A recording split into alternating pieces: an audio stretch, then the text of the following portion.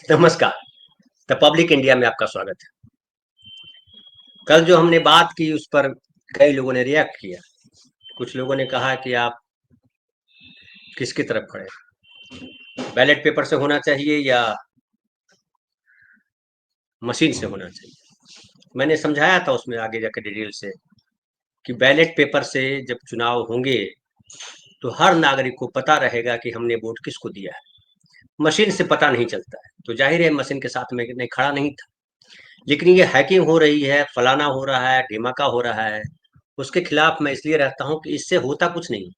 ये लड़ना है पॉलिटिकल पार्टियों को, लेकिन होता क्या है कि आम आदमी जो वोटर हैं, जो किसी पार्टी विशेष के नहीं है, उनको लगता है अरे यार जब हम वोट देते हैं कोई फायदा नहीं है, वो हार जाता है, हमारा कैंडिडेट जीतता वही है जिसको हमने वोट नहीं दिया है, वोट उधर चला जाता है। और देखिए नैरेटिव गढ़ा गया है, आएगा तो मोदी ही।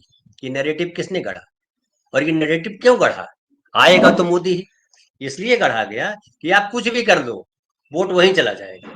तो जो ये नैरेटिव गढ़ा है वो जानबूझ करके गढ़ा है नैरेटिव, और इसमें फंसना नहीं।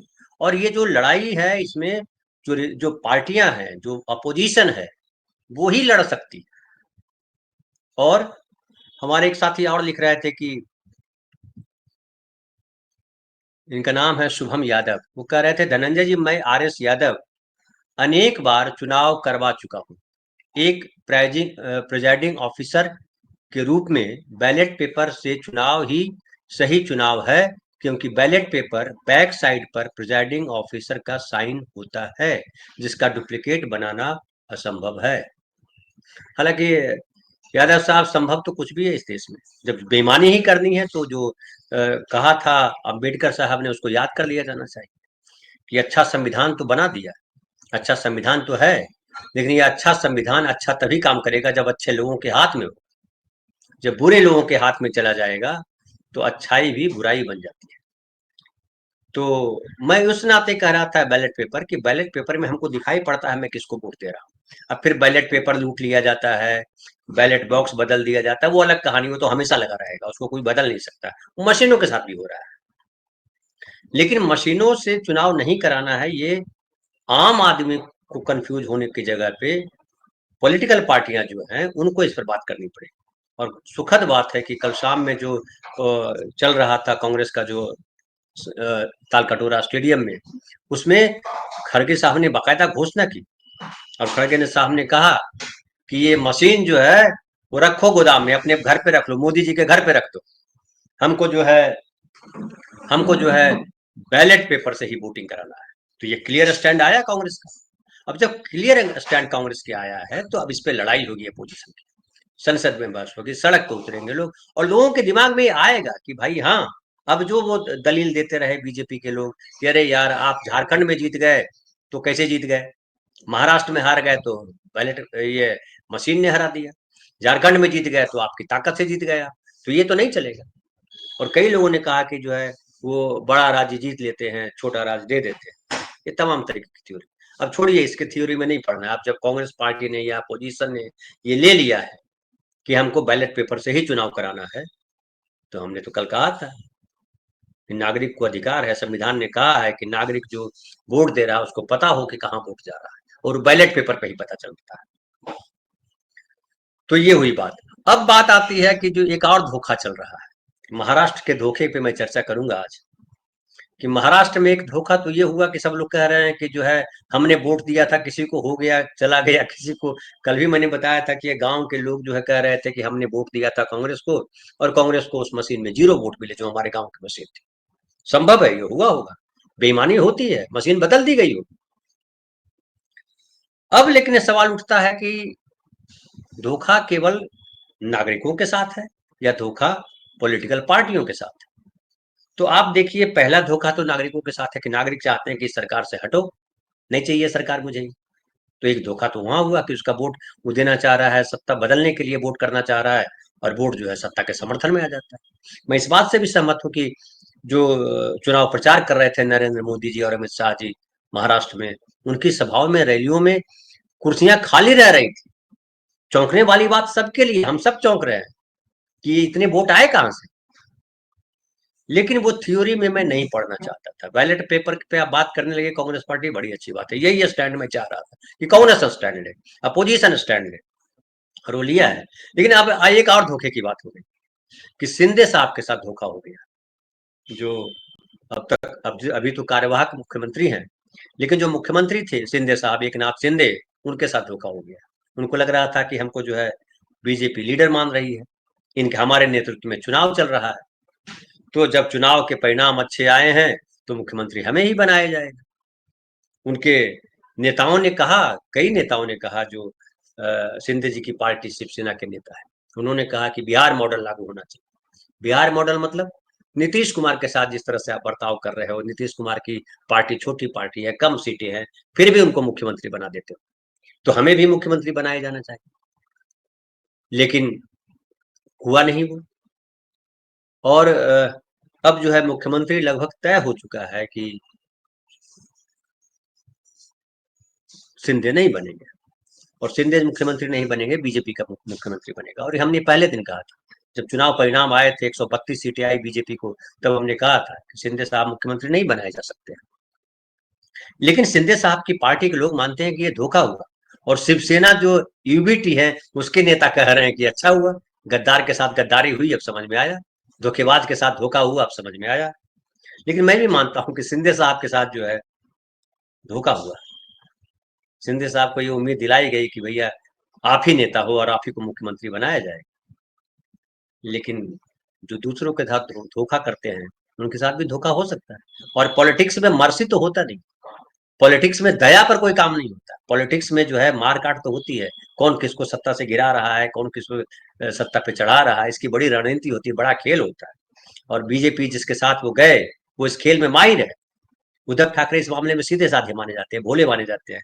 इसलिए सुप्रीम कोर्ट ने जब कहा कि अगर ये सरकार जो है, जो सरकार बनी है शिंदे के नेतृत्व में, वो सरकार असंवैधानिक है, लेकिन हम शिंदे की सरकार को हटा करके हम उद्धव ठाकरे की सरकार को कैसे बहाल कर सकते हैं, क्योंकि उद्धव ठाकरे ने तो खुद इस्तीफा दे दिया था। तो उद्धव ठाकरे ने जो इस्तीफा दिया था, उन्होंने कहा था कि हम जब हम अल्पमत में हैं, हमारे लोगों ने धोखा दे दिया, तो हम सरकार में नहीं, हम इस्तीफा देते हैं।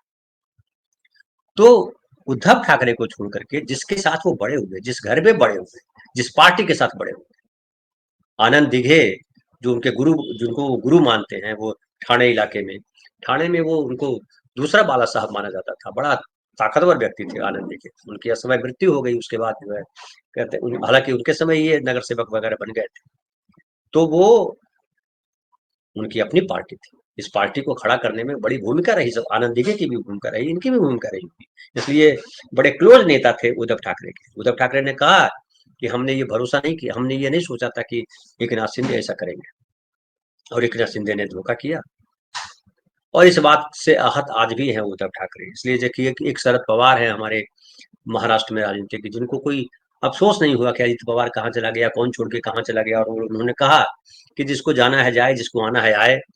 उन्होंने आने वालों का भी स्वागत किया, उद्धव ठाकरे ने किसी का स्वागत नहीं किया। और उद्धव ठाकरे ने कहा कि गद्दारों को हम अपनी पार्टी में नहीं लेंगे, और ये एक पॉलिटिकल पार्टी के नेता का स्टेटमेंट नहीं हो सकता है, क्योंकि पॉलिटिक्स में कहा जाता है ये संभावनाओं का खेल है। शरद पवार ने कहा कि यहाँ द्वार बंद नहीं होते, संवाद खत्म नहीं होते, संवाद चलते रहते हैं, द्वार खुले हुए। आप याद कीजिए, फिर मैं बिहार ले चलता हूँ, अमित शाह जी चिल्ला चिल्ला करके बोल रहे थे, उनके और नेता बोल रहे थे नीतीश बाबू के लिए दरवाजा बंद, लेकिन नीतीश बाबू लोकसभा चुनाव से पहले आ गए बीजेपी के साथ, दरवाजा खोल दिया, चीफ मिनिस्टर वही बने हुए हैं चीफ मिनिस्टर। तो तमाम चीजें हुई, और उनके ही नेतृत्व में चुनाव लड़ा जाएगा बिहार। तो महाराष्ट्र में जो हुआ, अब शिंदे साहब की राजनीति कहाँ जाकर के टिकती है, ये एक सवाल है। अभी जब तक सत्ता है तब तक तो ठीक है, लेकिन इस सत्ता में भी कितने लोग किधर जाते हैं, शिंदे साहब के नेतृत्व में कितने लोग रहते हैं, ये देखने वाली बात हुई। और शिंदे साहब ने ज्यादा इधर उधर की, तो 132 सीटें हैं बीजेपी के पास, 5 निर्दलीय खड़े हैं उनके साथ, तो 137 हो जाते हैं। बहुमत के लिए चाहिए 145, तो 137 है, तो 8 ही की जरूरत है, और अजित पवार तो साथ में खड़े हैं। कुछ और लोग, जब जो शिवसेना को तोड़ सकते हैं लोग, शिवसेना टूट सकती है ओरिजिनल वाली, बाला साहब ठाकरे वाली शिवसेना, तो इनकी शिवसेना भी टूट सकती है। तो ऐसे में जो है शिंदे साहब के पास ऑप्शन कितने हैं, बेहद कम ऑप्शन है। क्या करेंगे शिंदे साहब? शिंदे साहब या तो डिप्टी चीफ मिनिस्टर का पद स्वीकार कर लें, या शिंदे साहब जो है वो किनारे बैठे देखें तमाशा। लेकिन एक और बात कही जाती है कि जब टूट करके आए थे तो ये भी आरोप लगा था, हालांकि इन्होंने कहा था कि हम जो टूट करके आए हैं वो इसलिए आए हैं कि उद्धव ठाकरे जो है वो कांग्रेस के साथ चले गए, उनकी विचारधारा, बाला साहब की विचारधारा के साथ धोखा हुआ। हालांकि खुद शिंदे मंत्री थे, उद्धव ठाकरे ने बताया कि शिंदे ने तब तो विरोध नहीं किया था। तो सबको पता चला कि ये जो है ईडी सीबीआई जो अस्त्र ब्रह्मास्त्र या जो कहिए जो बीजेपी के पास है या थी, उसका खेल था। शिंदे साहब के साथ कई लोग आ गए थे, दूसरी पार्टियों में भी अजीत पवार जी के साथ भी यही कहा जाता है कि 70 करोड़ का घोटाला, 35 करोड़ का घोटाला, और उसकी वजह से वो संकट में थे। सुनेत्रा पवार जी के खिलाफ भी संकट था और कहा गया कि वो जेल जा सकती थी, इसलिए समझौता किया और आ गए इधर। लेकिन आ गए तो जब आए थे अजीत पवार टूट करके, तभी कहा गया था कि अब जो है शिंदे जी का खेल खत्म हो गया। अजीत पवार और वो जो ये देवेंद्र फडणवीस हैं, अब शिंदे की जरूरत नहीं है। हालांकि बीजेपी ने इतनी ईमानदारी बरती कि शिंदे जी को मुख्यमंत्री रहने दिया, हटा भी सकते थे, क्या कर लेते। और शिंदे जब अजीत पवार साथ में आए थे तो बहुमत था, लेकिन उनको पता था कि हमें आगे चुनाव जीतना है, और इसके लिए किया और चुनाव जीता। अब जैसे चाहे जैसे जीता हो, चाहे 1500 रुपये वजह से जीता, हम अभी फिलहाल इस विवाद में नहीं पड़ते हैं कि 1500 रुपये की वजह से जीत गए या ईवीएम मशीन की वजह से जीत गए। जैसे भी जीत गए जीत गए, और जीत का श्रेय तो जो है नायक को मिलना चाहिए। अगर ये हार जाते तो सब शिंदे को गाली दे रहे होते कि शिंदे की वजह से चुनाव हार गए। अब जीत गए हैं तो मोदी जी का नाम लिया जा रहा है। देश के जाने माने पत्रकार कह रहे हैं, जो कथित तौर पे मैं मानता हूँ वो गटर मीडिया वाले पत्रकार, कि मोदी ब्रांड फिर लौट गया। मोदी ब्रांड क्या लौट गया? झारखंड में कहा गया मोदी ब्रांड? लेकिन वो नैरेटिव गढ़ते हैं। लेकिन एक बात और मैं कहूंगा कि जो महाराष्ट्र में हुआ, तावड़े जी को जब तावड़े जी जब फंसे थे, विनोद तावड़े, चुनाव से एक दिन पहले होटल में, कि वो पैसे लेके आए थे 5 करोड़। हालांकि वो बाद में पता चला कि पुलिस ने कहा कि 5 करोड़ नहीं, 9 लाख के करीब था। और 5 करोड़ के बाद जब राहुल गांधी ने की तो राहुल गांधी पर उन्होंने मुकदमा भी ठोक दिया खड़गे साहब पर, विनोद तावड़े ने, कि साबित करें कि 5 करोड़ रुपए थे। लेकिन इसका जवाब उनके पास नहीं था कि भाई वो होटल में कर क्या रहे थे आप। इसका जवाब नहीं था कि जो महिलाएं वहां ढेर सारी संख्या में आई हुई थी वो किस लिए आई थी। जाहिर है पैसों का लेन देन हो रहा था, इससे कोई इनकार नहीं कर रहा। और पैसों का लेन देन महाराष्ट्र के चुनाव में खूब हुआ। आधिकारिक तौर पे 1500 रुपए दिए गए, बर्तन दिए गए, अनधिकृत तौर पे जो ढेर सारे पैसे बांटे गए, ये भी सच्चाई है। और उसमें जो अडानी सेठ जी हैं उनका भी बड़ा ये था, क्योंकि अडानी जी को फाइनली ये सरकार चाहिए थी, बीजेपी की सरकार महाराष्ट्र में। क्योंकि अगर उद्धव की सरकार आती तो अडानी जी को फिर हटा दिया जाता। जो धारावी का प्रोजेक्ट है वो अडानी के पास होता नहीं। तो धारावी का प्रोजेक्ट एक बड़ा प्रोजेक्ट है जो होना था, और उसके लिए बीजेपी को आना ही था। तो ये सारा जो है साम दाम दंड भेद येन केन प्रकारेण, ये हासिल करना था महाराष्ट्र, और महाराष्ट्र फाइनली हासिल कर दिया गया। शिंदे साहब के साथ जो हुआ सो हुआ। लेकिन अब बताइए कि जो इतने भारी वोट आए हैं उसमें दलित हैं, आदिवासी हैं, पिछड़े हैं, मराठा है, इन सब लोगों ने वोट किया। लेकिन मुख्यमंत्री बनाने की बारी आई तो देवेंद्र फडणवीस नजर आते हैं। ताबड़े जी को बाहर कर दिया गया कि आप पे केस हो गया और आप पैसे लेते पकड़े गए, छवि खराब हो गई।